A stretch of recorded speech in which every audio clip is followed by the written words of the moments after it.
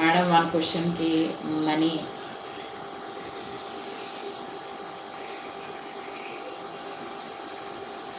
ఒక క్వశ్చన్కి అయితే మీరు ఎక్కడే అడగండి, దానికి నేను మనీ చెప్పడం కూడా వేస్ట్. నేను ఒక ప్యాకేజీలో చెప్తాను కాబట్టి కనీసం 10 క్వశ్చన్స్ ఉంటే 2000 తీసుకుంటాను. అంటే క్వశ్చన్ 200 చొప్పున. ఒక క్వశ్చన్ కోసం అయితే నేను సెషన్ చేయను, సింగిల్ క్వశ్చన్ కోసం నేను అసలు ఎవరికి సెషన్స్ చేయను. ఎందుకంటే ఒక క్వశ్చన్ కోసం మేము మా ఎనర్జీ పెట్టుకొని చేసి బుర్రంతా పాడు చేసుకునే కష్టం.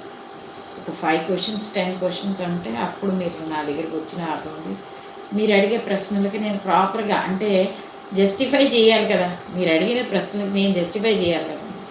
ఎంత డబ్బులు తీసుకున్న దానికి మేము జస్టిఫై చేయాలా? చేయకపోతే ఓకే, మీ దగ్గర 5 క్వశ్చన్స్ అంటే 1000 తీసుకుంటాం. ఇంకా అంతకంటే చేయడానికి ఏం లేదు కదా. 200 రూపీస్ పర్ క్వశ్చన్. మీరు ఒక క్వశ్చన్లోనే ఉండరు, ఇంకా 2-3 క్వశ్చన్లు దాన్ని బట్టి జోడిస్తారు. మా దగ్గర అబ్బాయి క్వశ్చన్ లేవండి, ఒకటేనండి అంటారు, కానీ ఒకటి అడగరు, 2 3 ఆ పక్క ఇంటి వాళ్ళు ఎలా ఉన్నారు, ఆ ఎదురింటి వాళ్ళు ఎలా ఉన్నారు, ఇక అన్నీ వస్తాయి.